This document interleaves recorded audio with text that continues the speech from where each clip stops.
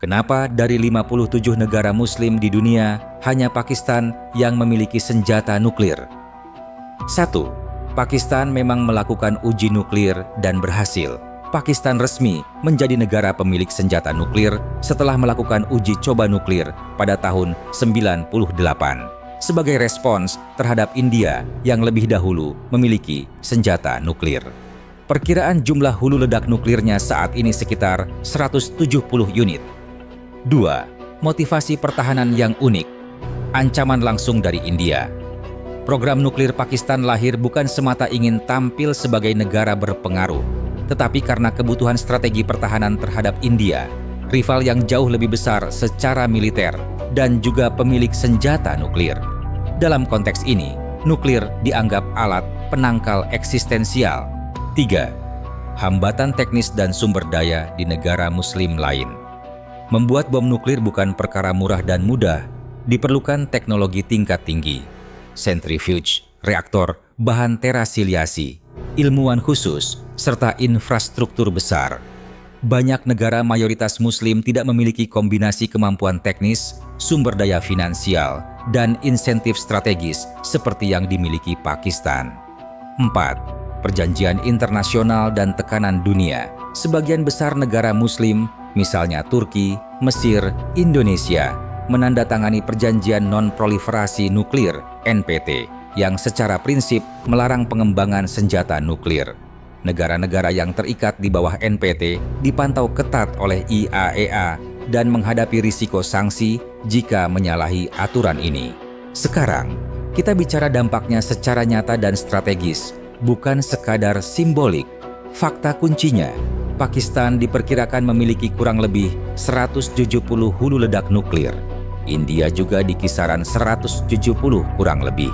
Israel, walau tidak pernah mengakui resmi, diperkirakan kurang lebih 80-90. Negara muslim lain, 0. Itu menciptakan dinamika berbeda di Asia Selatan dan Timur Tengah. Asia Selatan, stabil tapi rawan salah hitung. Deterrence balance, Pakistan-India. Asia Selatan masuk ke fase mutual nuclear deterrence. 5. Iran dan negara lain punya program nuklir tapi bukan senjata. Beberapa negara mayoritas muslim seperti Iran memang memiliki program pengayaan uranium. Tetapi secara resmi mereka mengatakan tujuannya untuk energi damai seperti listrik dan medis. Tidak ada bukti Iran ataupun sebagian besar negara muslim lain telah benar-benar mengembangkan senjata nuklir. 6. Politik sekuler, aliansi, dan pertimbangan strategis lain. Negara-negara muslim besar lain, misalnya Arab Saudi, Turki, cenderung mengandalkan perlindungan aliansi global, dukungan militer dari Amerika atau Eropa, atau fokus pada konflik regional lain daripada mengejar kapasitas nuklir sendiri, terutama karena konsekuensi ekonomi dan diplomatiknya sangat besar. Artinya, India tidak bisa menyerang Pakistan secara total. Pakistan tidak bisa menyerang India secara eksistensial. Perang besar menjadi sangat mahal dan berisiko kiamat regional. Contoh nyata, krisis Kargil 99, krisis Balakot 2019. Kedua konflik itu tetap terbatas, tidak melebar menjadi perang besar. Mengapa? Karena bayangan eskalasi nuklir selalu ada. Jadi paradoksnya, senjata nuklir membuat perang besar lebih kecil kemungkinannya, tapi membuat salah perhitungan jauh lebih berbahaya. Doktrin Full Spectrum Deterrence, Pakistan. Pakistan tidak hanya punya nuklir strategis jarak jauh, tapi juga taktis. Itu berarti mereka punya opsi respons berlapis. Implikasinya, India sulit menerapkan strategi serangan konvensional cepat tanpa risiko eskalasi. Kawasan menjadi stabil secara makro, tapi sangat sensitif terhadap krisis. Asia Selatan hidup dalam kondisi stabil secara struktural, tegang secara psikologis. Timur Tengah, ketimpangan nuklir dan politik bayangan. Di Timur Tengah, situasinya berbeda total. Israel, jadi satu-satunya kekuatan nuklir regional Israel diperkirakan punya 80-90 hulu ledak. Tidak ada negara Muslim Timur Tengah yang punya nuklir militer. Implikasinya, Israel memiliki deterrence dominance. Negara-negara Arab dan Iran tidak punya penangkal setara. Ini menciptakan Israel lebih percaya diri dalam operasi militer. Negara lain mencari cara asimetris, drone, misil balistik, proksi milisia. Itulah sebabnya Iran mengembangkan rudal balistik jarak 1.000 sampai 2.000 km. Program pengayaan uranium hingga 60%, walau belum jadi senjata.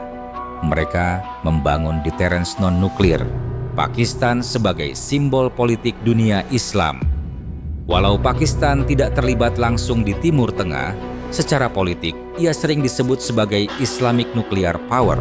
Namun penting dicatat, Pakistan tidak pernah secara resmi menawarkan payung nuklir untuk negara Muslim lain. Artinya, tidak ada NATO versi Islam. Tidak ada jaminan keamanan kolektif berbasis nuklir. Ini membuat negara seperti Arab Saudi bergantung pada Amerika Serikat sebagai pelindung keamanan dan kerjasama militer Barat. Risiko perlombaan senjata. Jika Iran suatu hari memutuskan membangun senjata nuklir, efek domino bisa terjadi. Arab Saudi kemungkinan akan ikut. Turki mungkin mempertimbangkan ulang. Kawasan berubah dari unipolar, Israel saja menjadi multipolar nuklir. Dan kawasan Timur Tengah jauh lebih volatil dibanding Asia Selatan. Perbandingan dampak. Dampak nuklir di Asia Selatan adalah stabilitas lewat keseimbangan ketakutan. Sementara itu, di Timur Tengah terdapat ketimpangan kekuatan dan perang bayangan. Kesimpulan strategis. 1. Di Asia Selatan, nuklir menciptakan keseimbangan. 2. Di Timur Tengah, ketiadaan nuklir di pihak Muslim menciptakan ketimpangan. 3. Pakistan adalah simbol politik, bukan pelindung regional. 4. Risiko paling berbahaya bukan perang besar, tapi salah kalkulasi dalam krisis cepat. Kesimpulan final. Pakistan punya nuklir karena kebutuhan bertahan hidup terhadap India, bukan untuk memimpin dunia Islam. Pakistan adalah kekuatan nuklir nasional, bukan nuklir kolektif Islam. Kalau pembahasan ini menambah wawasan kamu, jangan lupa like dan subscribe. Kita belajar memahami dunia bersama.